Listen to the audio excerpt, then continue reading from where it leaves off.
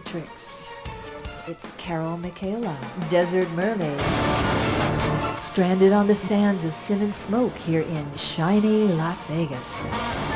And yes, I do miss my home, the Pacific Ocean. But my cosmic self has sent me down here on a mission to awaken and empower all of you.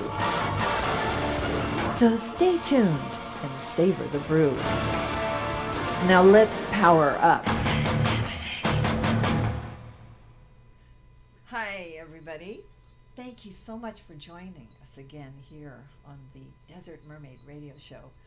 I am thrilled to introduce someone to you that I think is an awesome person, an awesome healer, has so much knowledge about just everything to do with spirit and anything to do with metaphysics and what have you. So it's been really fun getting to know him. And anyway, thank you for joining us. This is Kurtis. Thank you Albert for having me. Switzer. Yes. And I said Albert, didn't I? That was actually my grandfather's name, but it's really? Arthur. Arthur, I'm sorry. Arthur Lawrence That is Switzer. correct, yeah. Okay. So, but the thing that is so amazing about you, Kurtis, is that just how you became awakened, as we say, and the process that you went through. I just think that because you were already a highly advanced being before you came to the planet, obviously, after knowing you, I know this, but for you to wake up and find out who you were, I would love for you to begin by addressing that, if you could. Well, I just started meditating. Well, I was just interested in finding something new and different to do when I was in my teens, and so I just Googled meditation one day, and first thing that came up was learning how to clear your mind and how to quiet your thoughts. And so for years, probably 5 or 6 years, I would just practice every night, and as I'd go to bed, clearing my mind and holding, just trying to get to that place of silence. And after not too long, it took a while, but I wouldn't get frustrated. I would just try to get 1 or 2 seconds, but after a while, I was able just to flip it on and off like a switch. I could just go to that spot of no thoughts at command, and then I thought, well, maybe I should try doing this while I'm sitting up now instead of while I'm going to bed. So tried it while I sat up and had my first experience, with universal energy and with source. And it actually felt like, to me, it was 10 to 15 minutes, but I started meditating at night, and it was about 9:30 at night, and I opened my eyes, and it was like 4:30 in the morning, and I was like, my clock must be broken, and I reached out to my clock, and my back almost went out because I had been sitting in that position so long, and I was like, okay, maybe that was 8 hours, and I just lay down on bed. And so what did you experience in that moment? What can you remember from that? During the first meditation? No, during this meditation where you feel like you went out to source or whatever. Well, I was living in Florida at the time, and I was a little bit homesick. I was 21 years old, and I'm from the Black Hills in South Dakota, which is sacred ground to the Native Americans, and my friends and I had built a rock circle there that was one of my favorite places to visit, and so I just imagined myself to be sitting in this rock circle in the meditation. Okay. And sat down in the circle, and all of a sudden, this fog kind of came rolling down the hill, and out of the fog, a mountain lion walked out of the fog and sat right in front of me. And I just kind of said, hello, and the mountain lion was like, hi, and I said, what's your name? And the mountain lion said, the source. And I misunderstood him. I thought he said the source, the book where you're looking up. Source, THES. Exactly. Yeah, okay. And where the words, and I thought it was a really weird name, and I was like the book? And he's like, and he kind of laughed, and he's like, yeah, I like the book. And the next day I'm telling my dad about this incredible meditation I had with this guy called The Source, and he's like, oh, Dr. Wayne Dwyer always talks about The Source. Oh. Okay. And I was like, really? Don't you think that's a weird name? And he's like, no, source, God, and I was like, Infinity. Creator, infinity. Yeah. And I was just like, oh my gosh, that's what. And so the next night I go back, and I'm like, you said the source, not the source. And he's like, kind of laughed at me. He's like, I knew you were going to figure it out the next day. And so you went to into me, it kinda meditation, and confirmed this it. came to you? Is this when it happened, was when you went into this deep meditational Mhm. state? Yeah. Yeah. And so that night, going back to the meditation, was like a training session. And for me to, and also kind of confirm that it was real, because how could I misunderstand the name so closely, you know, and still, you know, hear it correctly, kind of. Yeah. And so he really started putting me through different meditations where I was to view things that they were going to stream into my consciousness that I wasn't allowed to think about, or wasn't allowed to enter my mind into. In other words, I had to keep my mind switched off, and I had to just let the information come in without thinking about it. And he said, later you can think about it all you want, you can analyze it and do all that stuff, but right now we don't want you to taint the images coming in with your thoughts, so you need to be a really open filter, so to speak. Okay, right. And so he would show me like a whale. I just remember one with a whale swimming under the ocean, and it jumped up, and all of a sudden it had wings and just starts flying through the sky. And I'm like, okay, I can't think about this. I just gotta view it without thinking. And it was kind of further training for down the road when I'd be doing like remote viewing, or really I use it a lot during healing sessions when I'm going and looking inside of people's energy bodies, inside their physical bodies. We're gonna get into his healing, because he's got some amazing techniques. But now you say he. Is this you just? Well, when he, I say he Okay. because he's not a he or a she, but Right. we need some way to reference source. Okay, all right. So it's. And so you're saying basically Source was talking to you well, and he took communicating. source, or Yeah.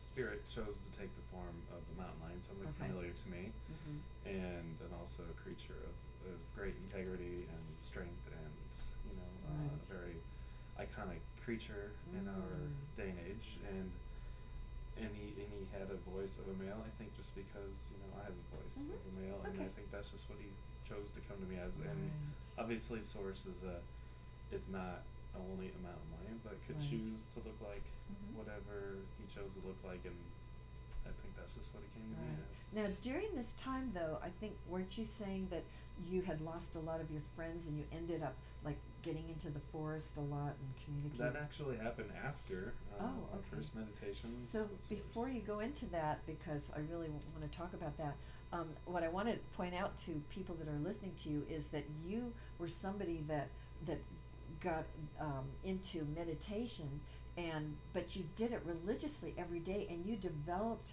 like these amazing disciplines of doing it every day, and techniques and what have you. And if other people would do that, but they only just meditate for like a couple of minutes, and then maybe a week later, and then they give it up. But I'm just saying that I feel that because you took it seriously, and you found that you were getting somewhere with it, that you were able to advance on your path a lot faster. And I think what really helped me to do that was I saw instant results with meditation, because I was using it right before I'd fall asleep, and as soon as I would reach that place of silence and my mind would relax, I was able to fall asleep. And so really I just used it to fall asleep every night, and then eventually I thought, hey, I should maybe try sitting up and seeing what happens. So Great, interesting. So anyway, so that was your first part of your journey, and then would be the second part would be when you went into the forest and you lost your friends, or well, yeah, I spent another couple months in Florida and had an interesting time, but just started talking more and more to my new guide, Source, and you know, he just was kind of like, you know, I'd prefer if you went home now. You know, you kind of had your fun. Do you feel like you've had your fun? And I was like, yeah, I'm ready to go home. So I went home, and you went home. You didn't I go went home. Okay. Yeah. All right. Yeah, I went home to the Black Hills, and spent the next 5 years there, kind of in seclusion, in isolation, in the Black Hills, in meditation, and spent a lot of time by myself, and that wasn't something I was used to. I was always used to having a friend around, or girlfriend around, or my family around. And in fact, if I wasn't around someone, I would start to get depressed, and I would get lonely and sad, and I didn't like it. And so when at first he's like, this isolation is necessary, and you're not going to be able to have physical friends for a while, I was just like, no girlfriend, no friends. What's the point, you know? Yeah. I didn't like it at all, but I actually got to the point where I was just so sad about it that I just didn't want to go on living anymore, and I just decided that I found this rock kind of on top of a mountain and just laid down and was just gonna let, you know, nature take over, and I was just gonna go on to the next existence. But while I was laying there, you know, I'd thrown my cell phone off over the cliff, I'd thrown my wallet, I'd thrown everything. Like, I was done. Like, I was like, I'm completely done with this place. And all of a sudden, this little bee came and landed on my palm, and you know, normally I would be scared, I would think it would be, but I wasn't afraid of this particular bee for any reason. And all of a sudden, this bee started having this conversation with me, and it was just like, you know, I'll be your friend, like, because he kind of came up and he's like, what's wrong? And I was like, I'm just sad about my friends, and this bee was like, well, I can be your friend, you know, I'll be here with you all the time. Like, you're gonna follow me around all the time? He's like, well, I'm one of your spirit guides, and I'm your new friend. And and he said, you have more. And as he was saying this, all these different insects started landing on my palms, and there was a dragonfly, there was a butterfly, there was just a regular fly, and all which is amazing, just even to have like all those different kinds of insects. It was really incredible. And were you hearing this telepathically? Okay. Yeah, definitely. And then they all kind of came, and I could just feel their warmth and their energy. And you know, I think our guides have the ability to incarnate into animals, into insects, into even people. Sometimes I feel like sometimes we'll just say something so off the wall that you just know it was one of your guides speaking through even like a homeless guy on the street, and you'll just feel like, whoa, where did that come from? Yeah, absolutely. Messages come when they're meant to arrive. And they've saved my life more than one time, I would say. So you said that your guides, I don't know if they stayed as the creatures every time, but that they started teaching you, what did they were teaching things, right?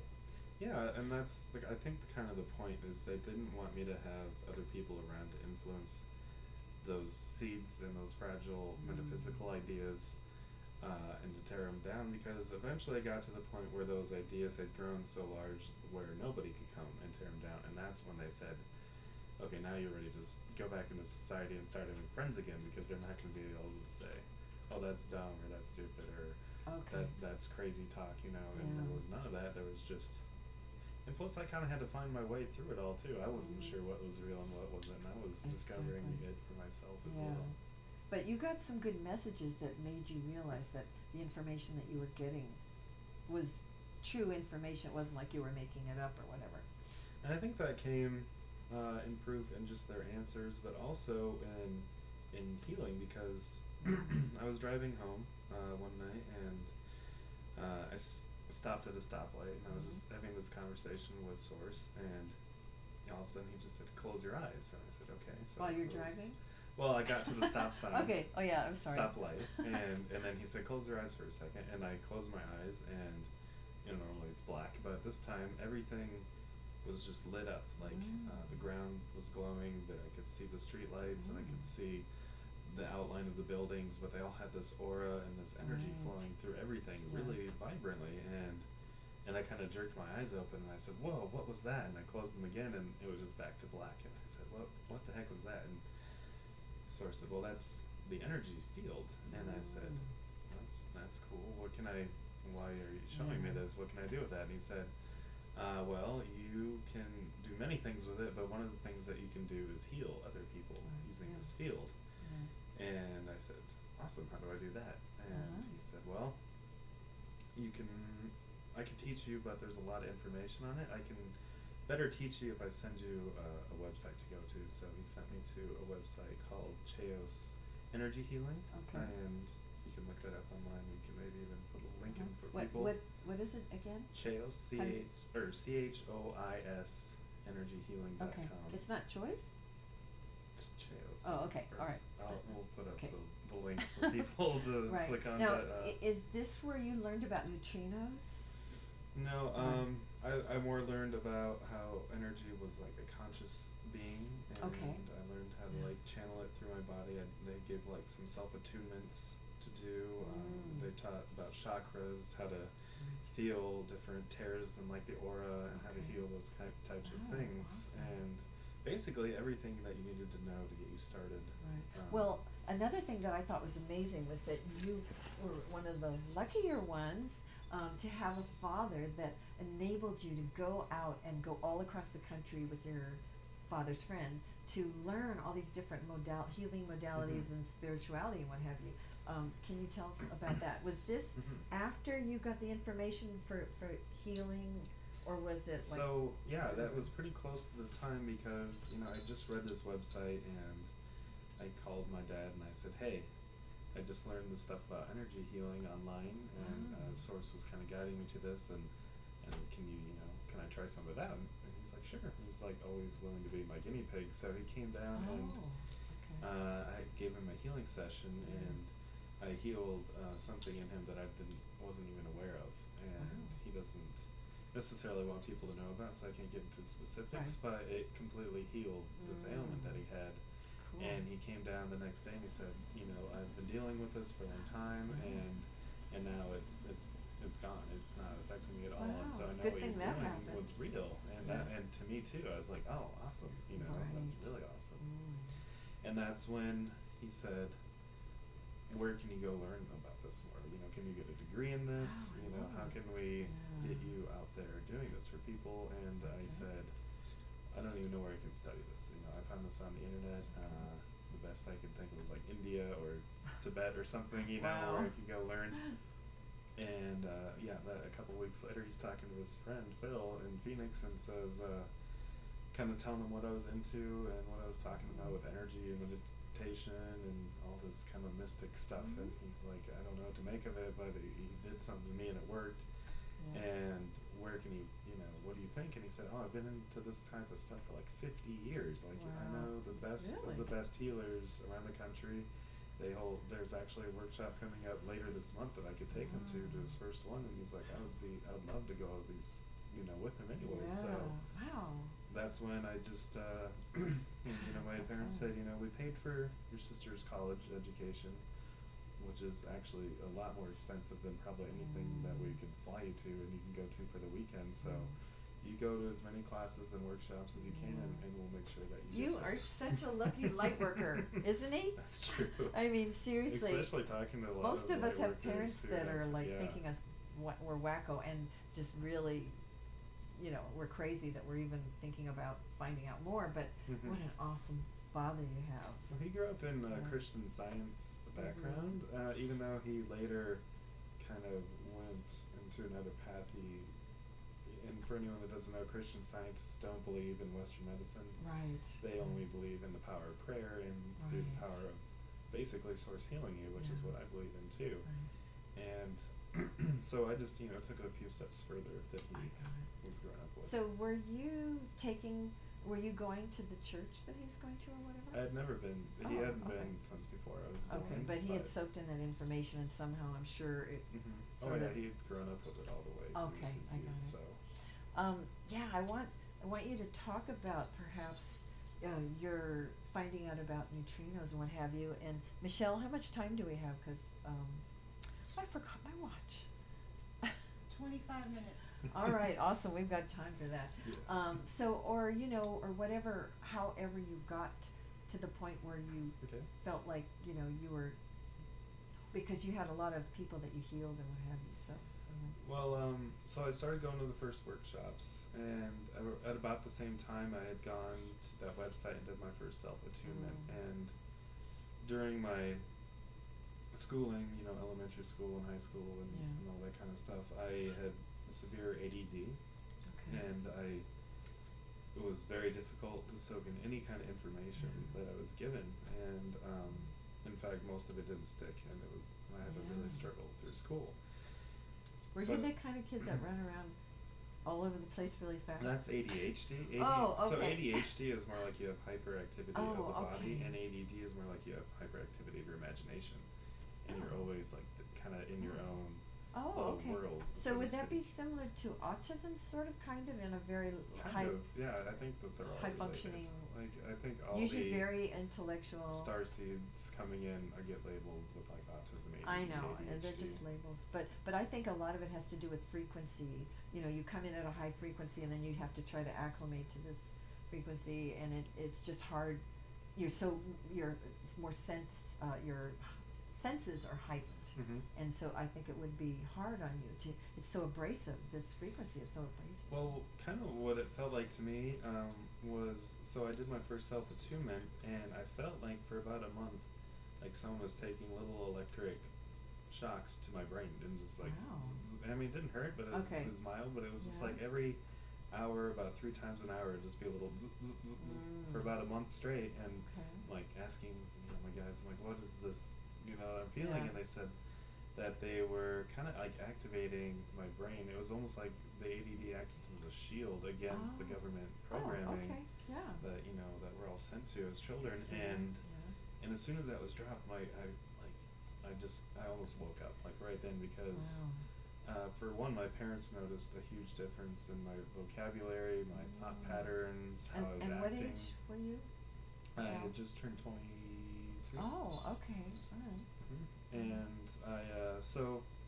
and it was also the same month that I was going to my first workshop, and so it was almost like my brain had been untouched by Okay. anything else outside, and was like ready to soak in everything. Yeah, And it right. definitely did that, and so I go to my first workshop and met a gentleman there who was a kahuna from Hawaii, Wow. and Amazing. the leader of the workshop I was at really, really respected this gentleman and his healing abilities, and I thought, Dr. Marvin was like the top of the top, and he was like, this guy is the best, and I was like, okay, I want to go to his workshop. So I ended up going to his Yeah. workshop a week later in Tennessee. Do you know the kahuna's name? Yeah, Tex Baker. Tex Baker. I'm Yeah. like waiting for, I don't know. He's some not Hawaiian. He Okay. went to Hawaii 23 times, and he studied Okay. with the kahunas there, and is now a certified kahuna. Oh, that is so And cool. in lots of past lives he was Hawaiian as Hawaii. well, but this time he just chose Yeah. to be born over here or whatever. But yeah, he's a full blown kahuna, just as, Yeah? as all of them I just are, love but- his name though. Yeah, Tex Baker is so like. Yeah, I mean, I would just imagine him on a horse with a hat and everything. So go ahead though. So that's where I learned about what he called the Avaiku, and I later found out that in Western science we'd call them neutrinos. Right. And he taught us how to. But can you just mention really fast what neutrinos are for those people that? So neutrinos, from what we know in Western science, and they're being studied in really large underground facilities because they're Hadron neutral. collider. They don't have any charge to them, so they have a really hard time attracting them because they need a positive negative particle to attract them. Okay. But there's coming off of our sun all the time, literally trillions and trillions of neutrinos, and in fact, going through your body every single second, there's over 100 trillion neutrinos every single second. And what's happening when they're going through your body is, first of all, they're catching a charge based on Right. your own energy, so they're becoming a positive or negative particle. Mhm. And they're also getting programmed due to your thoughts. And so interesting. when they exit your body, they go out and they're literally how the law of attraction is physically working, and how your thoughts are actually being manifest through. Okay. So the sun. neutrinos come through you, and as you're thinking those thoughts, the frequency that you're creating is taken out. Mhm. So with the neutrinos and what have you, but how does it come back as far as neutrinos So are concerned? neutrinos are, there's some really interesting things about neutrinos. First of all, they are conscious beings, and you can communicate with them Okay. telepathically. They have the ability to go faster than the speed of light, so Right. that gives them the ability to time travel and Right. also go in lower and higher dimensional planes. So they're constantly blinking in and out of our existence all Right. the time. And in fact, before I went to this workshop and I did my first self-attunement, something returned to my vision that I hadn't seen since I was a young child, which was when I would look up at the sky, it would look like billions of little the white particles, thing, the little white glowing dancing around. Mhm. I don't know. I was just wondering, if anybody else out there has seen that. But sometimes in the sunlight, you can. I don't know. I think it has to do with what's going on in the atmosphere. But sometimes you can see them dancing around. I seem to see them more clearly when there's a cloud cover too. It seems Oh, like. really? Okay. But I looked it up online and looked for other people that were seeing the same Yeah. phenomena, and a lot of people went to their eye doctors and they did all kinds of tests and thought maybe it was dust particles in the eyes, Okay. but it was none of that. So all their tests were And it's- inconclusive. Okay. And but for me, I just asked source what this was, and he said you're seeing particles, including neutrinos, and of course neutrinos are incredibly small, but that's just our linearly. What can I say that word? Lineal. It's as low as smallest that we can go, and we still can't see them. We can only see them when they flash out, right? A Mhm. trail or something, because they're so tiny. And so anyways, the Kahuna called them a Baiku, and they had been using them since Lemurian times, probably Wow. even before that. Because that's where Lemuria was. And what he told us about them was that they could be programmed to do very specific things for you. They could even be used for healing. And Okay. so I've since used them for all kinds of different healing sessions with people, including Reiki and Pranic healing and all Okay. crystal healing and stuff, that's also very powerful. They're just one of the amazing tools that You have we actually use. healed people's bones and people that have had, cancers. Yeah, they can. You could ask them to rip apart cancer cells and turn them into water. You could ask them to heal a bone. I've worked with many people who have had fresh broken bones, and asked the neutrinos to heal it, and it'll be a matter of seconds, really, before Wow. it's completely healed and they're able to move it without any pain going through it. And the whole thing about it is that you are visualizing these neutrinos actually doing the work for you or whatever. Do you feel like you're channeling them through you, or like is there a vision that you go through right before that, or? Well, that's something else the Kahuna talked about was the amount of effectiveness that the neutrinos have is directly proportionate to how much you believe that they're helping. Okay. And Interesting. So so that's what helps you have the power to do these things. You have to be somebody that feels empowered enough and believes that you are really working with the neutrinos and they are going to actually manifest a change. Definitely. Yeah, and not many people, that's where people lose out, is because they don't encompass that whole feeling. Yeah, definitely. And it reminds me of another story, but I first want to kind of answer your question about how you were talking about the visualization of the neutrinos. And to me, it's different depending on what they're doing, but a lot of the time they'll, to me, just kind of look like this glowing white cloud kind of moving in unison. And really? sometimes we'll spiral, sometimes we'll wrap things up, or they look all sorts of different throw things out and formations. pull things out. I don't usually see them going through me though, but I'm sure they are, but Okay. I don't. That's not the part that So I focus on. basically you're seeing them as something that you're calling forth, and then you bring that into the person's body and have them working on it or whatever, right? Okay, so that's cool. I mean, it's just So anybody like for that's a instance, healer. if they're healing a bone, when I'm visualizing and I'm thinking of the bone and I'm thinking of where the break is, and then I'm imagining the neutrinos kind of going back and forth in the bone like a ball of light, and at the Okay. same time I'm seeing the bone coming back Fusing. together and fusing Yeah, together. right. Interesting. What other types of healing do you like? I mean, you're a Reiki master, and what else? What have you learned? I've been certified in pranic healing. I have like Okay. 5 courses. I have crystal healing, and I have even psychic self-defense, which I recommend to anyone. Pranic healing was an excellent way. It was I felt almost like the next level after Reiki to go to. So if you've been trained in Reiki and you're wondering what would be a good next step, pranic healing is an awesome way to go for sure. So how does that differ because I've studied different things like theta healing and Reiki and what have you, and I have my own things that I've been downloaded with, but you use your different modes of healing for various people depending on what you think they need. Is that how you work pretty Mhm. much? Oh well, I usually just first get in contact with my guides and ask them what is this person needing the most, and then we Right. just kind of go from there. Right. But I've since I work at the Enchanted Forest Reiki Mhm. Center here in Las Yeah. Vegas, Right. and there I do two different styles. One of them is more traditional, where you're laying on either a massage table, or they have the Mhm. acoustic sound vibration tables there that we can use for Right. healing sessions, which is Yeah. awesome. It is awesome.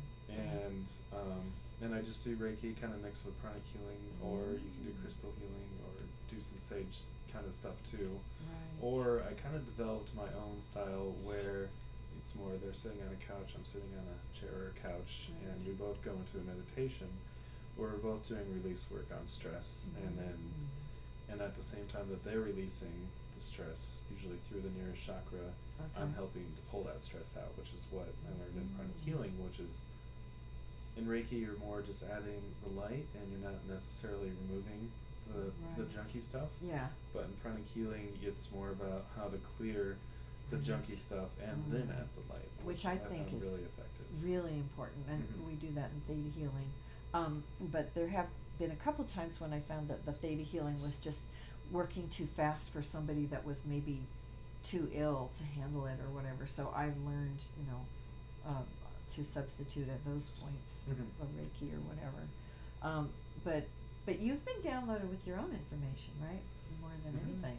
Oh yeah, and anything I felt like I've learned has been a download in itself as well, that have been Right. sent there to learn from either that teacher, that guide, or through my guides as well, Yeah. and all of that kind of accumulates. Yeah. Well, we have these amazing meditations on Tuesday, and of course, you're always there because you're my roommate now. Mhm. You and your fabulous family with lovely crystal children. So we have the most amazing people. And Mhm. last night we had Pablo, and he was talking about all the information that he was downloaded with, and you're coming back with all your information. And then we had Amma, the priestess, and just, we even had a witch. We've got a lot of different amazing people. But it's so much fun to hear all of you people that are coming in from different angles, but yet you have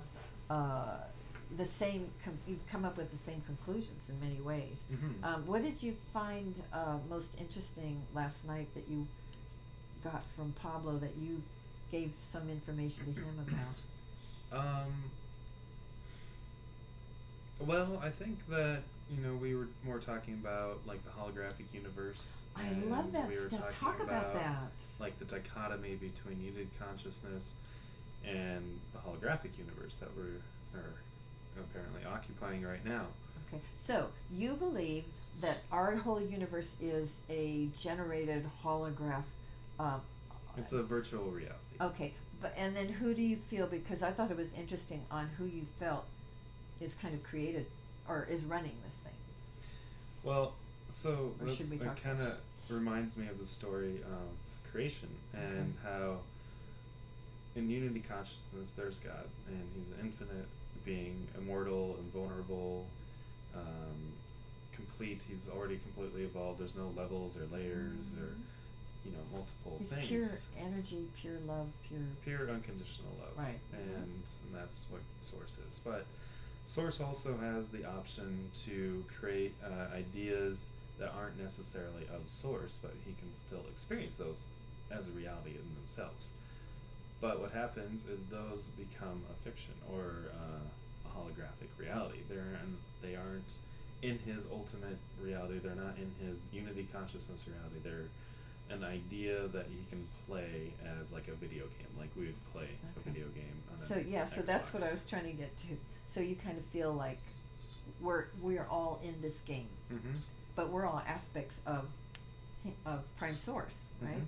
And So- so that kind of goes to the next step. So the idea of this game is separation, and that idea came forth like a child from Source. Like Oh, he okay. gave birth to the idea of separation, and immediately when that happened, it was put into another infinite universe that we now occupy. Okay. And so he called this idea Christ, and that was an exact holographic replica of Source. It was almost like he downloaded his consciousness into this universe as Christ, and then Christ started reproducing in fractals and sacred geometry, and So you're talking mostly spread. about Christ consciousness then? Like Well, you're saying the this original this idea was Yeah. called Christ, or Okay, at so least that was like the idea, the energy of Mhm. that idea. the original idea was of separation, and they called that idea Christ. And then from that, Oh. everything else was reproduced, and we call it in science the Big Bang, where Okay. everything started reproducing over and over, and as it did so, it would change slightly every time. Okay. So then that kind of gets back to your question of what is running this universe. Right. And so two things really. Source energy is definitely running this universe, but source will is not. We have what we call free will. And our free wills don't necessarily align with source's free will, Right. because source's free will is only unconditional love. Right. But we are capable of being other things other than unconditional love. And when we start doing those things, the universe is going to remind us that we're not being what we truly are. So it's going to have a disharmony in our body, and it's going to cause disease. It's going to cause what we call like accidents. But really, Right. there's no accidents because we're aligning with every single thing that happens. Right. We've already agreed to it, to learn whatever lessons, right? Mhm. In a way? Because we're Exactly. going back and forth between the light and the dark, and we're bouncing back and forth, and then, eventually, a lifetime after lifetime, we're able to go down the straight and narrow and not get bounced back and forth Mhm. until we figure it out, Definitely. And then when we're on the straight and narrow and we're in line with that energy of, love, Mhm. basically, then we've graduated, Mhm. out of the game, maybe. Yeah, it definitely. That's how you get out of the game, is by healing anything that's not what you originally are, essentially, or changing your mind about it rather than healing it. Is just it's all Right. perception, and really what we've come to do is to change our perception and to choose what we want next. You can choose to play this game forever and ever and ever, and Not you're never me. gonna stop if you choose not to. Yeah. Or you can choose to play it well while you're here, and then when it's time to go, you can also choose to work on in this lifetime to release those things that are keeping you here. Usually, it's the guilt, it's the fear, it's the conditional love, it's all those things that fall under the categories that isn't aligning with unconditional love, essentially. And so a way to heal those things or to change your perception of those things is through forgiveness. And by Big lesson. viewing everybody else with unconditional love and forgiveness, not that they are anybody else, but seeing through the illusion of separation and Right. seeing them only as being pure, immortal, innocent spirit. But I Can think we the return? easiest way that we can forgive everybody is for everyone to realize that we play both the light and the dark. Mhm. So we're playing this role, everyone's Mhm. playing these roles, and we get a chance to play light and dark, and then maybe we don't like dark so much and we do more light or something. But basically, everybody is us, and we're all going through this together. And so if we can just understand that someone has taken on this role and they're playing it really good maybe, and it's really irritating, but Mhm. we have to, that helps me forgive people. Mhm. Because it's just like when I'm driving down the road and I do something really stupid and someone honks their horn and I'm like, I know, I'm sorry, that was stupid. And then somebody else comes along and they, you honk your horn at them because you're trying to help them so they don't like get in an accident or something. Mhm. I don't know. Mhm. Yes. I don't know.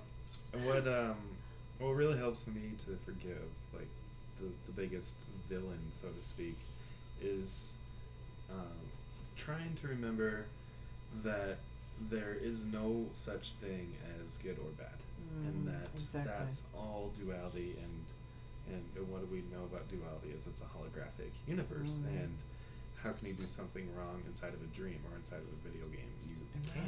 Right. It's not possible. So this is the whole thing, everybody. This is an illusion, and so don't get locked into it. And that's why you meditate, so that you discover so much. It's like when you meditate, you're in alignment with your higher self, and then you're presented with all these things that help you realize because the illusion. you're shutting down the monkey mind, or you're shutting down the holographic mind. Exactly. And you're going and you're bypassing that, and you're going straight to what you really are. Right. And so to answer your question, what is running duality is actually an artificial intelligence, or multiple I was trying to artificial get you to say that, intelligences. which blows me away, because like then you're like, well, what is that artificial intelligence? Is it a machine like the Anything Matrix? that isn't ultimate reality consciousness, which is God consciousness. Anything okay. that's not unity consciousness is an Okay. artificial consciousness, Oh, or an unreal consciousness, because Okay. what we know about this reality is it's an illusion. right. So if it's a consciousness inside of the illusion and it's not perfectly aligning with source consciousness, it's an artificial intelligence. Which means Which we could can be in the raise- Matrix. We can raise ourselves up to, or not really raise, but Yeah. we can match and become in alignment with the ultimate consciousness, which Right. at That times helps us it'll get no out. longer be an artificial intelligence. Yeah, exactly. So I know we're getting close to the end, and this is such a fascinating conversation, and every night, you know, when all of the family gets together, we call ourselves the soul family.